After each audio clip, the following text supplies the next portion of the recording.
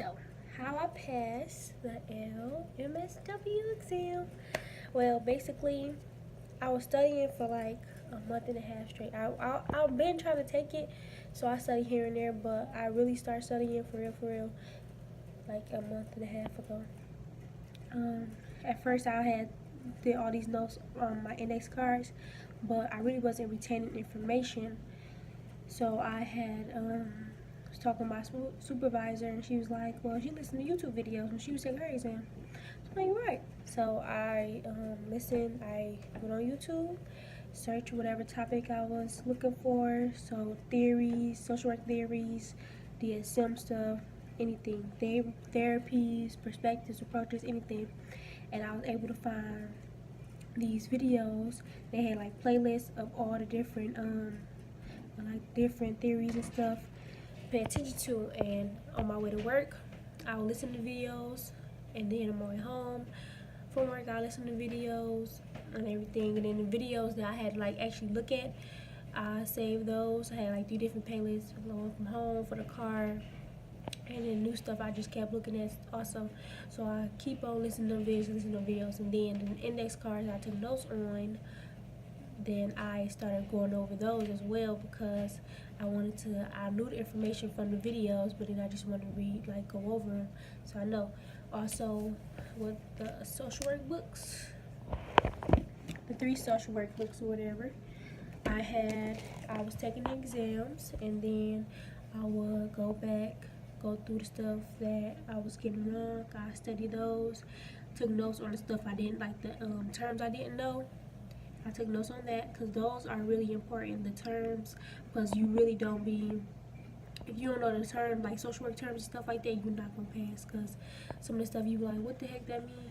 Like, this word, like, allosion, like, that's a different word. Avolition, that means, like, lack of motivation. Allosion means poverty of speech. So, I know that stuff, so the words I didn't know, I wrote them down, put them in, like, wrote them on my index cards, studied those, and then I was looking at the YouTube videos, and I was just like, after a minute, I was like, I really like learned the information. I knew the information, but I really retained the information, and that was easy for me, because it was harder for me just reading and then going through the books and stuff and taking notes, because I wasn't getting it. So then I bought this pamphlet offline off Amazon. It was like $10 or $11, and it had like a synopsis of all the DSM stuff. So I suggest you go do that. And then videos, I'll put like the subscribers that I was, like, videos that I was watching and everything. It was day-to-day social work. Phillip Luttrell, he would go over like practice questions, because that's what like the last week, or last couple weeks, that's what I was focused on, like the practice questions, because you got to know how to take the exam, like take the questions, because it's like different. And then like whatever, because they'll try to trip you up. It was like always on the exam, it was like 2 right answers, and you had to pick between 2 right answers. So what I would do is, first I rule out the answers that I know was wrong, and then I'll go back, and then I pick between the 2 answers that I knew was right, and then I had to figure out which one was the best answer, or what I should do next. So that's very important, to make sure you rule out the wrong answers. And then I also used acronyms. So FIA, which is safety, feelings, assess, refer, educate, advocate, facilitate, intervene. That was for like the first or next questions. And then I used it was this other acronym, aspirins. I used that one as well.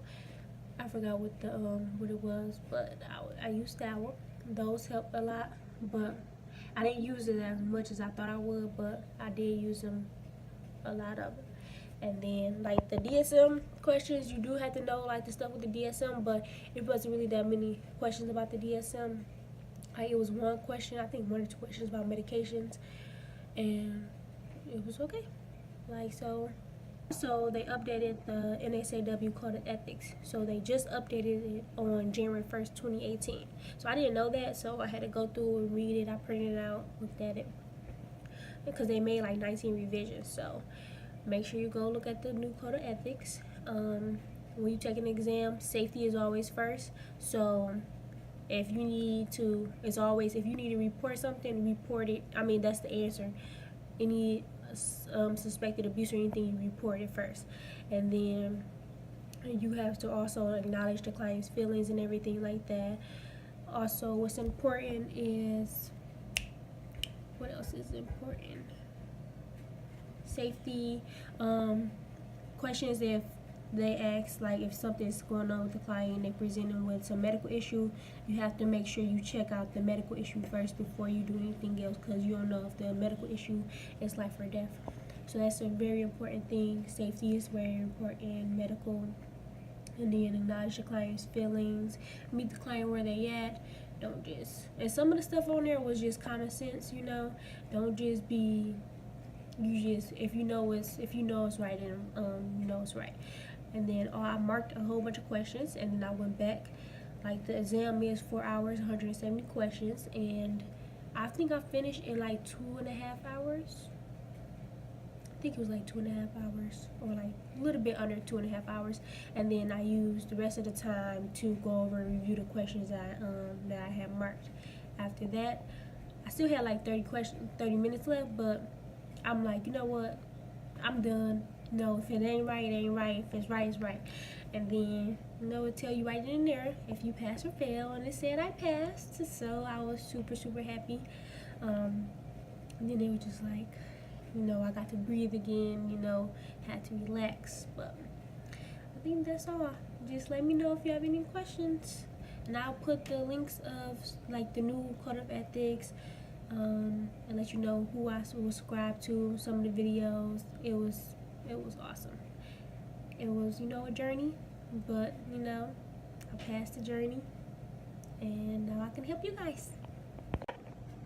Lastly, I was also using the MSW Pocket Prep app, and they do a question of the day, and then they also do a quick 10-question exam.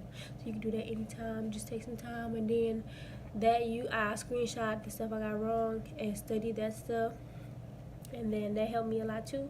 And then, you know, this came all together and passed the exam.